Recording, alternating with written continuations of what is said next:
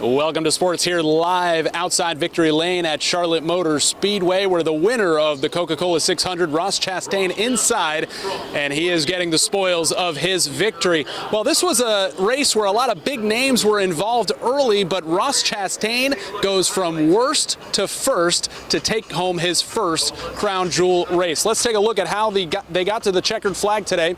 As always, a celebration of our country before the race. U.S. Army Black Hawk helicopters in from Fort Bragg. That is always spectacular. And then 4 A-10s from the 104th Fighter Squadron of the Maryland National Guard with the flyover. Kyle Larson back from Indy earlier than expected after he spun out of the 500 early. U.S. Secretary of Defense Pete Hegseth serving as Grand Marshal. He even took some laps from Kyle Larson's pit box. That was a good place to be for a while. Larson overtook William Byron early in this race, took a lead, but it was short-lived.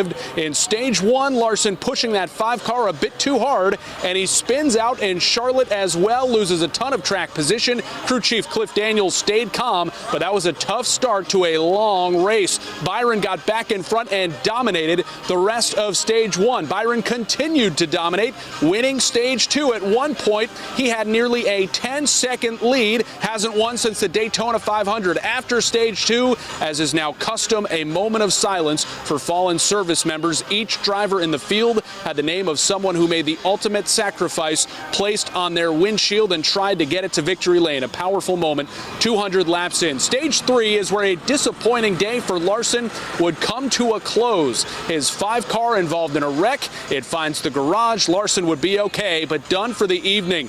Disappointing day, to be sure. In total, he ran just 595 miles of the 1100 he set out before trying double duty for the second straight year.